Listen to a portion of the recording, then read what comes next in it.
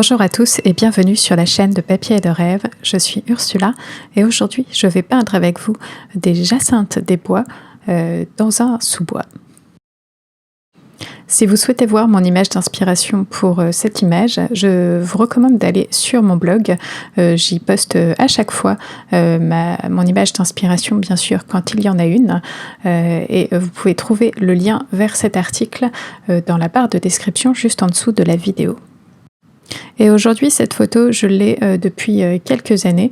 Ça fait très longtemps que j'ai envie de peindre cette scène parce que c'est une de mes photos préférées et j'ai jamais réussi réellement à la peindre d'une manière qui me plaisait et je me suis dit qu'aujourd'hui, il était temps d'essayer à nouveau et de voir ce que je pouvais faire avec cette image.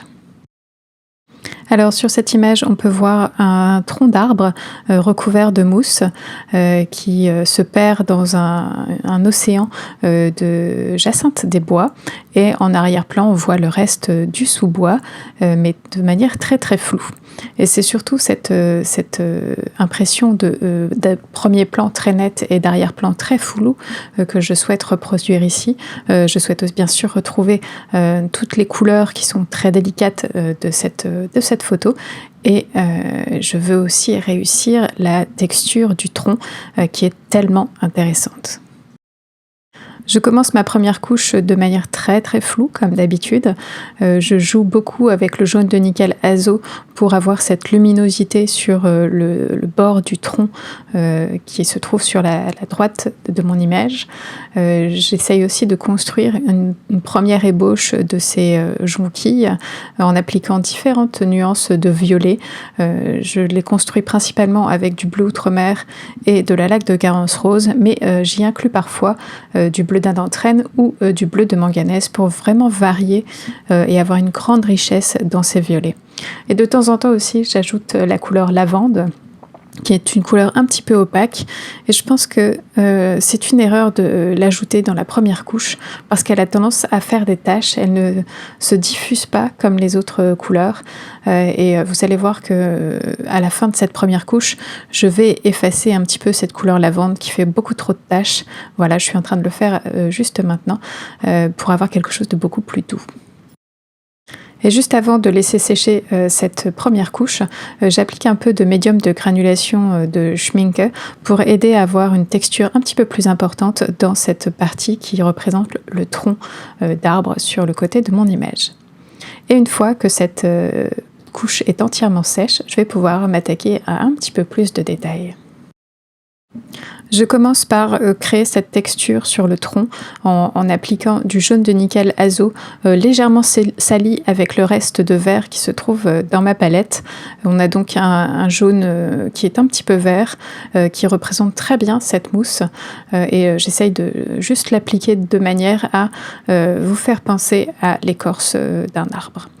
Et à côté de ce vert, avant qu'il ne sèche, j'applique des couleurs un petit peu plus sombres, j'applique des marrons que je forme avec du bleu d'indantrène et du rouge oxyde transparent. Ça me permet d'avoir des tons neutres qui vont faire ressortir cette couleur verte de la mousse et qui vont me permettre d'ajouter un petit peu plus de profondeur et de relief à cette texture. Et comme j'utilise du rouge oxyde transparent, cette zone va aussi avoir quelques effets de granulation qui vont ajouter eux aussi de la texture et de l'intérêt sur cet endroit.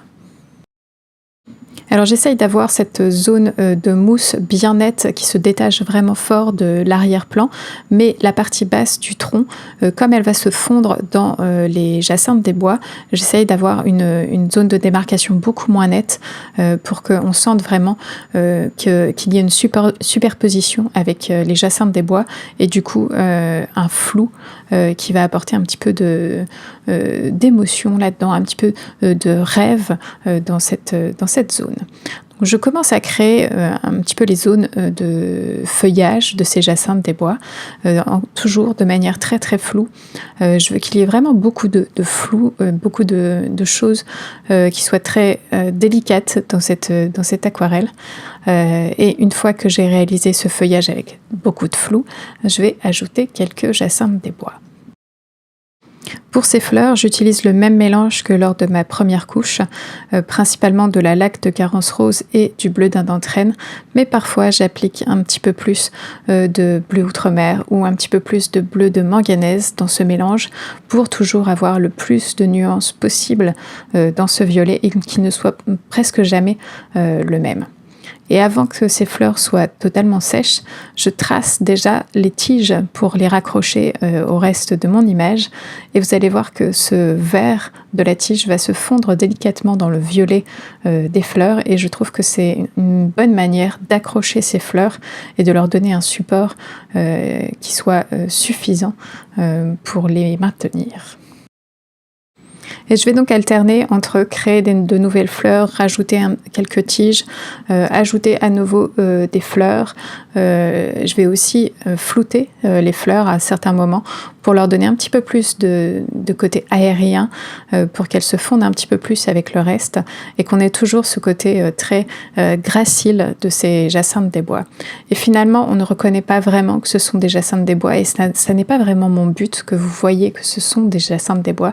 Je veux juste avoir cette impression de fleurs violettes très aériennes dans ce fond vert.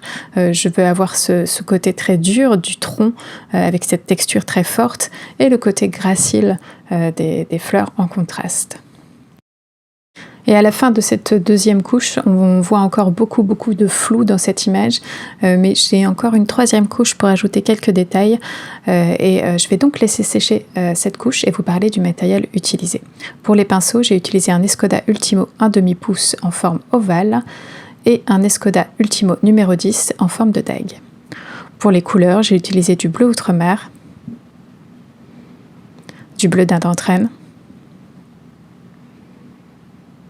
du bleu de manganèse, du jaune de nickel azo, de la laque de Garance rose et du rouge oxyde transparent. Aujourd'hui, mon papier est un papier Arches en grain torchon. J'ai décidé de travailler avec un papier au grain torchon aujourd'hui parce que je voulais quelque chose de vraiment très doux et de facile à travailler. Et ce grain torchon est vraiment le plus facile à travailler. Le papier au grain satiné que j'utilise habituellement a vraiment beaucoup de tendance à faire d'auréoles d'eau en séchant. Il est un petit peu plus dur à manipuler. Et pour aujourd'hui, je voulais juste un papier facile où je puisse faire mes textures tranquillement sans trop à me préoccuper des effets sur le papier. Et en plus, cette texture torchon rugueuse apporte elle aussi de la texture pour ce tronc et du coup c'est parfait. Donc je rajoute quelques tiges pour ces jacinthes, quelques feuilles pour ajouter un petit peu plus de diversité dans les formes puisque pour l'instant il y a beaucoup de flou et ces tiges vont apporter quelques éléments un peu plus nets dans cette zone. Et je vais aussi rajouter de la texture dans le tronc, vraiment marquer les zones les plus sombres pour donner un petit peu toutes les veines de ce tronc et lui donner un peu tout son caractère. Et pour ça j'utilise ce pinceau en forme de dague qui est parfait pour peindre des tiges de plantes, mais qui est aussi parfait pour créer des rugosités sur un tronc. Et cette aquarelle du coup est bientôt terminée. J'ajoute les derniers petits détails et je suis très contente du résultat. C'est clairement une de mes tentatives de peindre cette image les plus réussies. Ça n'est pas parfait, j'ai encore d'autres idées pour l'améliorer, mais pour l'instant c'est suffisant. Merci à tous d'avoir regardé cette vidéo et j'espère qu'elle vous a plu. N'hésitez pas à aller jeter un coup d'œil sur le blog pour plus d'informations sur cette image et bien sûr dites-moi ce que vous en pensez dans les commentaires. À bientôt.